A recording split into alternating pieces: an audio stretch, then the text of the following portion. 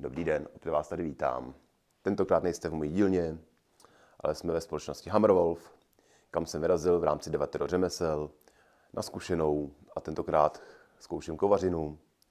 Není to věc náhodná, je to čistě záměr, protože vy, co mě sledujete, tak víte, že si připravím na další krok, a to ať už ve svém osobním rozvoji a dalších dovednostech, tak i v rámci nové dílny. Chci kovárnu, teď to můžu oficiálně říct. A samozřejmě, než začnu něco vybavovat a pořizovat, tak si myslím, že je potřeba to zkusit a vlastně, pokud je tam možnost, udělat si trošičku přehled, co všechno zatím stojí a co všechno je k tomu potřeba a jak velká námaha nebo dřina to je. V každém případě, jak vidíte, luxusně vybavený prostor od všech vlastně myslitelných strojů, které jsou v rámci kovařiny potřeba. A za mě úžasná zkušenost a rozhodně doporučuji, protože za prvý zjistíte, jak jste šikovný a za druhý zkusíte něco, co vlastně nelze jen tak v rámci domácích podmínkách uskutečnit a záleží o tom, člověk nic neví. Měl jsem hodně nakoukáno na internetu a v televizi, na kovařinu koukám nebo sleduju kovařinu už delší dobu a dokud to prostě nevezmete do ruky, nemá podle mě člověk představu, co zatím je.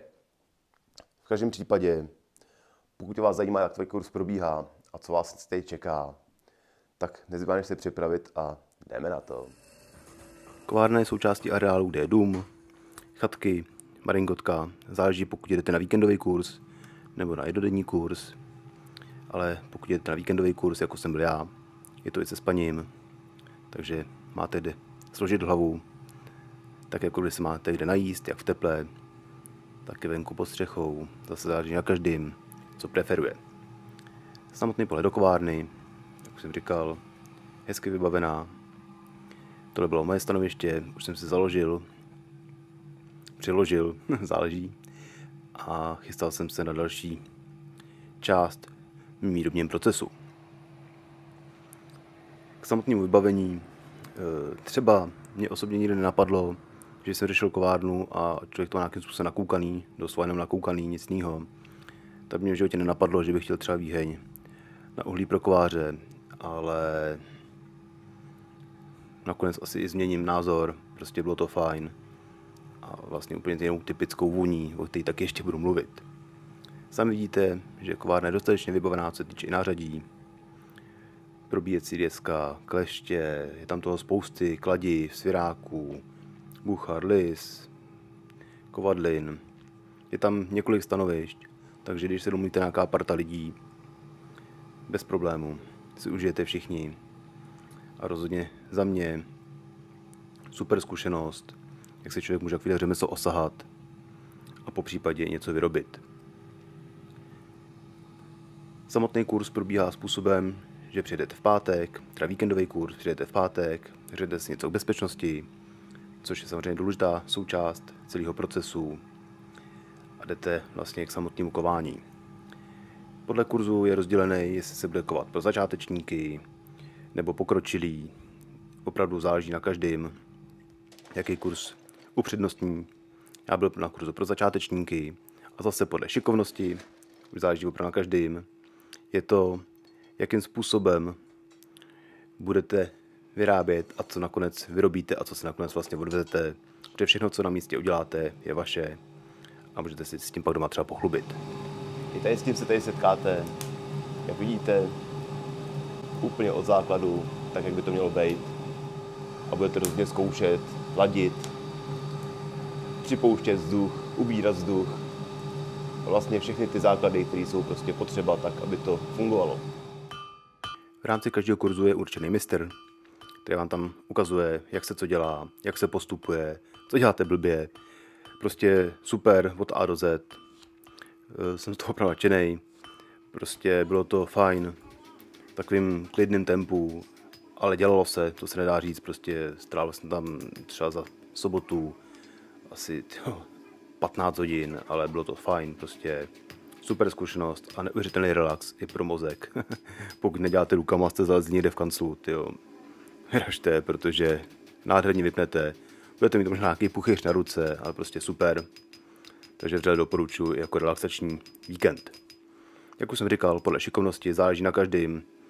co kdo vyrobí, ale v rámci základního kurzu prostě jedete od hrotu přes kytičku a tak různě vlastně zkoušíte. A jak už jsem říkal, i už je přítomen člověk, mistr, který vám ukáže, jak postupovat a co vlastně všechno můžete zkoušet a dělat. V rámci víkendového kurzu druhý den se pokročí trošičku dál, jde se už na samotný Buchar, takže tam už ta disciplína je trošičku zase jinde a zkuste si vlastně nářadí, který v 99% nemáte šanci odzkoušet doma. Ani vlastně svým způsobem u kamaráda, pokud nemáte kliku. Takhle vždycky bylo ukázané, jak se to dělá, když se to umí. A pak se přistoupilo k samotnému procesu vlastně u vaší kovadly, vaší výhně a vašich možností a vaší šikovnosti. Tady trošičku zrada, ač jsem v dietě, v úvodovkách, jak jsem se o tom hrotu, věkování hrotu, kšípů, tak prostě zpátky k tématu, neuvěřitelně dobře tam vaří a pečou. Tohle byla zrada, hnedka vedle mý kovadly byly položený buchty, já bílý pečivo, trošičku jsem neříkám, že jsem bráním, ale úplně nechci to do sebe spát horem dolem. Tohle byl prostě průšvih. Nádherně voněli, výborný prostě, zrada.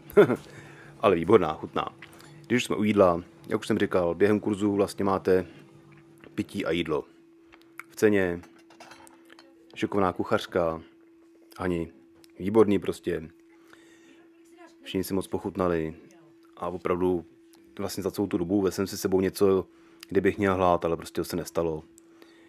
Jídlo tam je furt dostatek, furt je co pít, vlastně jíst, prostě super, jak guláš, super snídaně. Člověk by řekl, že to je taková dovolená jak v hotelu, takhle vypadají snídaně. A prostě fajn atmosféra mezi fajn lidma. Tak byste měli představu, že tam neumřete hlady a neumřete žízní. A pro kuřáky samozřejmě je možnost si zakouřit venku. Tak to jenom tak zase jsme odskočili lehce od tématu, ale je fajn to vědět, že nepojdete a rozhodně budete mít plný břicha a budete spokojený. Tady už byl samotný Buchar, tohle je moje první seznámení s Bucharem.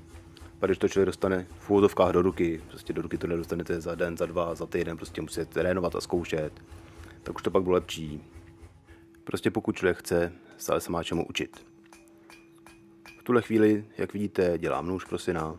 Chtěl jsem mít kovanou špičku, ne dobroušenou špičku, takže ukoval jsem si nový nůž, ještě ho musím dodělat. Třeba to bude v nějakém z příštích videí, jak to vlastně celý dopadlo. Ale tohle byl vlastně základ zase všechno, nebo vlastně většina tady toho je z pružiny od auta, kterou si srovnáte, vykovete a pak jdete podle toho, co vlastně chcete vyrábět. Trošku srovnat na brusce, aby to bylo jak se patří. A jak už jsem říkal, doma dodělám zbytek v klidu a během dalšího víkendu na to bude čas a budu se tomu moc věnovat. Ve finále jsem toho stihl dost, ani jsem to nečekal. Asi pro mě největší disciplína bylo udělat kleště, kovářský, myslím si, že jsem šikovnej, ale opravdu dalo to zabrat a přesto jsem na sebe pyšnej, že jsem to dokázal. Tohle jsou vlastně všechny výrobky mý práce během toho víkendového kurzu. Samozřejmě nedílnou součástí je i úžasná vůně samotného uhlí. Já to znal doteďka vlastně z nějakých trhů. A je pravda, že je to lehce návykový. Takže jak vidíte, krásný prostor a krásné možnosti samotného zkoušení základní kovařiny a všeho, co je vlastně kolem potřeba. Tak už jsem opět pomalinku na konci videa. Ještě se chci omluvit za svůj oblek, ale jsem se šel pracovat a ne se dělat fotky na sociální sítě. Takže rozhodně vřele doporučuji. Kdo chce zkusit kovařinu, nemá s tím žádnou zkušenost, anebo s nimi zkušenost má a chce se trošičku dál rozvíjet, protože proběh nějakým základním kurzem v uvozovkách a doma jenom trošičku zkouší. Vřele doporučuji, zkuste společnost Hammerwolf, nebudete litovat. A je to jedno, jestli to jako dárek, anebo sem půjdete osobně, ta zkušenost prostě na to stojí. Takže odkaz pod videem, v případě zájmu, anebo zvědavosti, to už zase jenom na vás. A nezbývá než vám poděkovat a u dalšího videa se již naschledanou. Mějte se hezky.